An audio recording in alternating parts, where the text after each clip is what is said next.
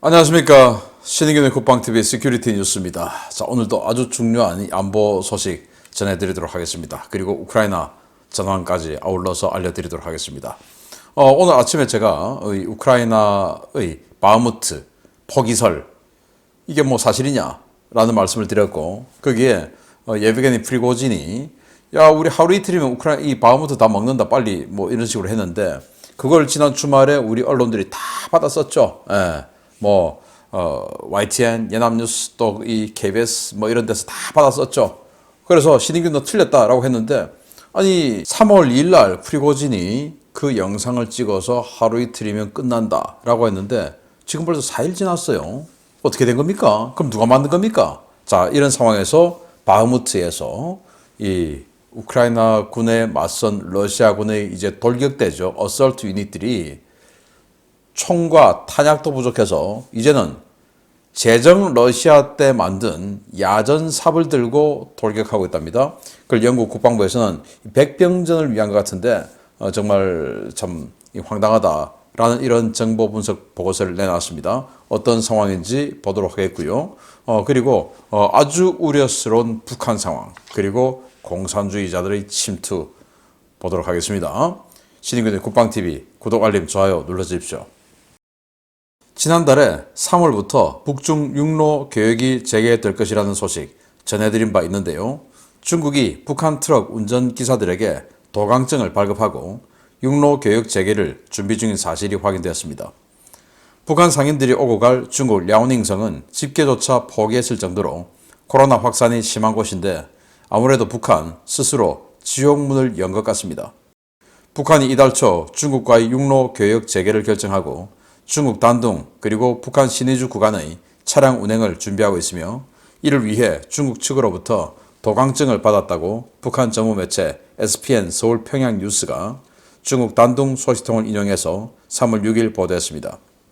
이 소식통은 북한 당국이 육로 통행 재개를 위해 화물트럭 기사들의 도강증을 중국 당국으로부터 받았다라며, 도강증을 받은 운전기사의 숫자는 정확히 알 수 없다라고 전했습니다. 북한 당국이 북중 차량 통행을 허용한 것은 극심한 식량난과 주요 생필품들의 품귀 현상 때문으로 알려졌는데요. 북한 당국은 북중 차량 통행을 통해 보부상이 오가게 되면 장마당을 통해 식량과 주요 생필품이 풀리며 민생이 다소 안정될 것으로 기대하고 있습니다. 문제는 북한 상인들과 트럭 운전기사들이 오고 갈 중국 랴오닝성의 코로나 그리고 독감 감염 확산 상황입니다. 중국은 올해를 위드 코로나 원년으로 선언했지만 최근 양회에서 올해 목표 경제 성장률을 1991년 이래 최저치인 5%로 잡을 정도로 감염 확산이 심각한 상황인데요. 최근에는 베이징과 동북 삼성 지역에서 독감까지 유행하면서 이중고를 겪고 있습니다. 이런 상황에서 북한 상인과 트럭 운전기사들이 중국을 오가게 되면 중국인들의 영양 상태와 면역력이 취약한 북한 주민들 사이에 코로나와 독감 등 감염병이 확산될 가능성이 커지는데요. 현재 북한의 의료체계는 사실상 붕괴된 상태여서 막대한 사상자가 나올 것으로 우려되고 있습니다. 상황이 이러한데도 북한 당국은 주민들의 영양 상태를 개선하고 의약품 수입을 통한 공중보건체계 복구를 시도하기는커녕 연신 미사일을 쏘아대고 위성 발사까지 외치고 있는데요. 이번 국경 개방 조치로 북한에서 얼마나 많은 희생자가 나올지 우려가 커지고 있습니다.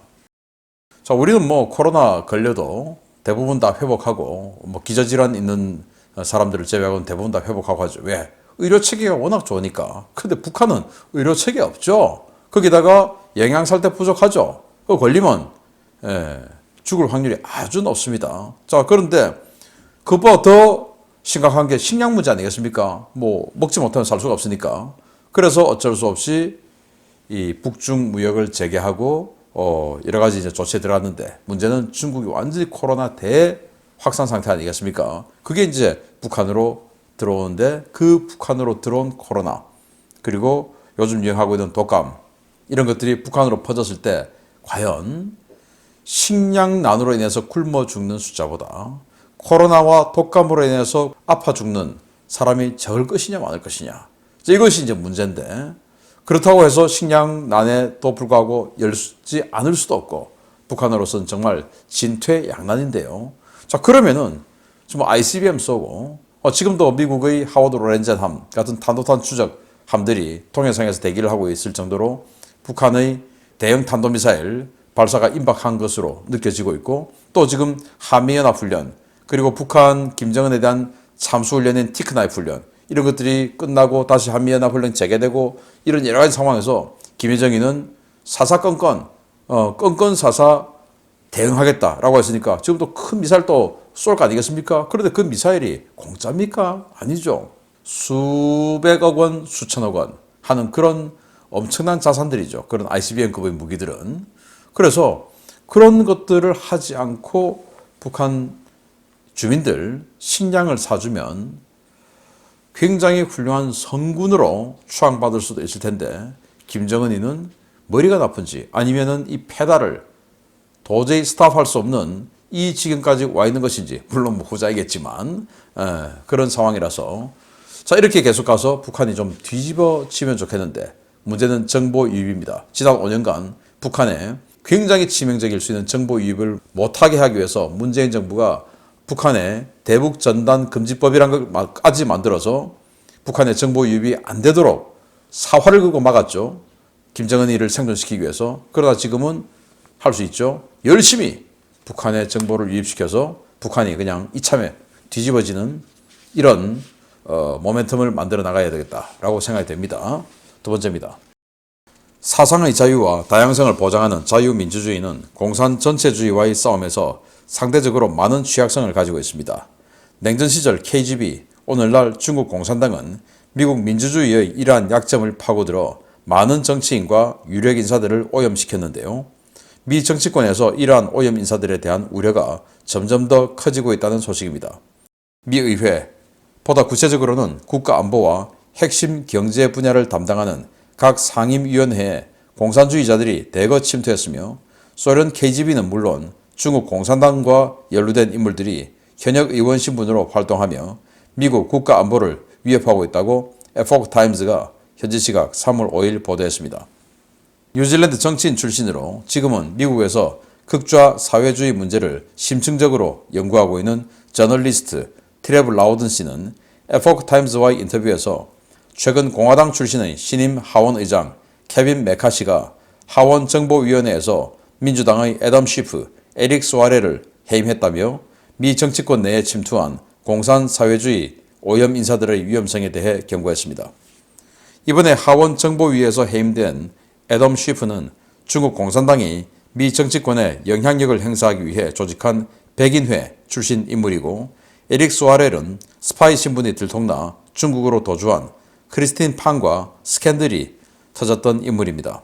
케빈 메카시 하원 의장은 이들의 해임 이유에 대해 국가안보를 다루는 정보위원회에서 이들이 활동하는 것은 대단히 부적절하다라고 말했는데요. 라우든 씨는 소련 또는 중공과 직접적으로 연루된 인사만 의회에 50에서 60여 명이 확인되었다라며 국가안보를 위해 이들도 안보 관련 상임위원회에서 제거되어야 한다고 주장했습니다. 라우든 씨가 지목한 의심 인물들은 민주당과 공화당을 가리지 않고 포진해 있었는데요. 가장 먼저 언급된 인물은 하원정보위원회 민주당 짐 하인스 의원이었습니다. 그는 대학교 재학 시절 니카라과의 공산혁명 당시 산디니스타 해방전선의 자경단을 찬양하는 학위 논문을 쓰고, 소련 KGB가 미국 내 정치권 인사 포섭을 위해 만든 살만한 세상위원회에서 활동한 이력이 있습니다. 정보위원회에는 마찬가지로 민주당 소속인 호아킨 카스트로 의원, 제이슨 크로우 의원도 자리를 차지하고 있는데요. 이들은 스스로를 극렬 마르크스주의자로 칭하는 주디스 주블랑이 이끄는 극좌 성향 퇴역 군인단체인 커먼 디펜스 소속으로 활동하며 미군 감축과 무장 해제를 요구하고 있습니다. 이 밖에도 하원 국방위원회의 조 코트니, 마크 베이시로그, 세스 몰튼, 로 카나, 제이슨 크로우 등 수십 명의 의원들이 커먼 디펜스 회원이거나 아예 해당 지역구의 미국 공산당 자문으로 활동하고 있는 인물로 확인되었는데요. 라우든 씨는 이들 역시 안보 관련 상임위원회 또는 의회에서 퇴출되어야 할 위험인물이라고 지적했습니다. 해당 인물들은 냉전 시절에는 KGB의 미국 침투 전술의 영향을 받아 극좌 사회주의 활동에 몸담았고, 현재는 중국 공산당과 직간접적으로 연루되어 있는 인사들인데요. 국민의 혈세를 받아먹으며 적과 내통해 국민을 지옥으로 몰고 가려는 이런 자들, 우리나라에는 없는지 면밀한 관찰과 색출이 필요해 보입니다. 에릭 소아렐, 중국 스파이였던 여자 크리스탄 팡과 내연의 관계를 맺었던 자죠. 캘리포니아 의원입니다. 그리고 여기 애덤 시프, 여기는 뭐 그냥 아예 공산주의자나 마찬가지인 이런 활동, 백인의 활동을 했던 바로 그런 자들입니다. 이런 자를 이제 정보위원회에서 제거했다. 그런데 꼭 이런 자들이 우리나라도 그렇고 국방위원회, 정보위원회 들어가려고 또 용을 써요. 과거 아로 사건 때 당시 통진당 의원들이 국방위원회에 들어와 있었지 않습니까? 그걸 가지고 이제 법원에서 판결 내릴 때 저도 증인으로 참석해서 그런 통진당 의원 같은 자들이 국방위원회에 있을 때 발생할 수 있는 심각한 문제점에 대해서 제가 이제 판사가 질문하는 데 대해서 제가 저희 소견을 말했던 적도 있는데, 아무튼 희한하게 이런 자들이 정보, 국방, 이런 안보 분야에 들어가려고 노력을 합니다. 저희가 뻔하죠. 자, 여기 보시면 에릭 소아렐 같은 이 크리스탄 팡과 이 크리스탄 팡이라는 여자는 중국 여자인데 계속 이 정치권의 사람들과 여기하고도 내연관계 가지면서 또 다른 사람하고도 잠자리를 하고 해가지고 양다리 뭐 문어다리를 걸치면서 정보를 빼내는데, 이자는 아직도 혹시나 관계를 가지고 있는지 계속 정보위원회 활동을 하려고 그래요. 그걸 이번에 이제 잘라내버렸다라는 거고, 여기는 이제 커먼 디펜스, 커먼이 뭐 공유하는 뭐 이런 거 아닙니까? 그래서 거의 뭐 사회주의자들의 어떤 그런 좋아하는 단어 중에 하나인데, 그 퇴役군인들이 만든 그 공산 사회주의 단체예요. 여기에 자문하는 의원들이 이 커먼 디펜스에서 주최하는 이 웹 세미나에서 이렇게 활동하고 있는 모습인데, 자, 이런 자들도 많고, 또 하인스라고 하는 이 의원은 니카라과를 뒤집어 엎었던 그 산디니스타 공산주의 해방전선, 이걸 찬양하고 거기에 있는 자경단이 뭐냐, 반동분자를 때려잡는 그런 조직이었죠. 그냥 죽창 들고 찌르는 이런 자들, 그걸 찬양하는 논문을 대학 졸업 논문으로 적었던 적이 있을 정도로 정말 심각한 자들인데, 자, 이런 자들이 대한민국에 없나? 저는 중국에 유학 갔다 온 사람, 중국에 교환 갔다 온 사람, 연구하러 갔다 온 사람, 초청 갔다 온 사람, 그리고 자기 자식이 중국 관련한 국영 기업, 중요 기업에 취직해 있는 사람, 이런 사람들 굉장히 조심해야 된다. 그리고 한 번 더 들여다봐야 된다. 이런 자들이 아닌가라고 생각이 되고, 우리가 모르는 중국의 장학생일 수 있고, 우리가 모르는 상태에서 중국에게 뭔가 코가 걸린 이른바 동영상에 찍혀 있을 수도 있는 이런 상황 아니겠습니까? 우리나라에 중국을 유달리 찬양하는 언론인, 정치인 없는지 잘 살펴봐야 되고, 그 주변에 언론인, 정치인 주변에 얼쩡거리고 있는 중국 여자들은 없는지 크리스탄 팡처럼 잘 살펴봐야 된다라고 생각을 합니다. 그건 중국뿐만 아니고 북한 출신도 마찬가지다라고 봐야 됩니다. 세 번째입니다. 주요 매체들에서는 연일 러시아군이 압도적인 전력으로 바흐무트를 포위했으며 바흐무트 함락이 임박했다는 보도들이 쏟아지고 있는데, 정작 서방 정보당국과 현지 소식통들은 국내 주류 매체들의 보도와 전혀 다른 자료와 분석들을 쏟아내고 있습니다. 포탄이 떨어져 소총 한 자루 쥐고 돌격하던 러시아군, 이제는 소총탄도 없어 야전삽을 들고 돌격하고 있다는 소식입니다. 전쟁 장기화의 수렁에 빠진 러시아군이 극심한 물자 부족을 겪고 있으며, 특히 탄약 부족이 심각해 최근 바흐무트 전선에서는 야전삽을 들고 돌격하는 부대까지 확인되었다고 영국 국방부가 현지 시각 3월 5일 정례 전황 브리핑에서 밝혔습니다. 영국 국방부는 최근 전선에서 러시아군의 장거리 포격은 사라졌고 병력들이 적에게 접근해 백병전을 펴는 근접전이 증가하고 있다라며, 이러한 현상은 탄약이 부족한 상황에서 보병 돌격을 강요하는 러시아 지휘부의 고집 때문에 발생하는 것이다 라고 평가했습니다. 러시아는 개전 초기만 하더라도 하루 평균 7에서 9만 발에 달하는 포탄을 쏘며 우크라이나에 맹공을 퍼부었지만, 이러한 화력 공세는 2022년 5월 이후 급격히 위축되었는데요. 현재 러시아군의 일일 평균 포격량 집계조차 어려울 정도로 제한적인 포격만 가하고 있고, 이러한 포격전을 벌이는 포병 전력마저도 우크라이나군의 대포병 사격에 큰 피해를 입고 있습니다.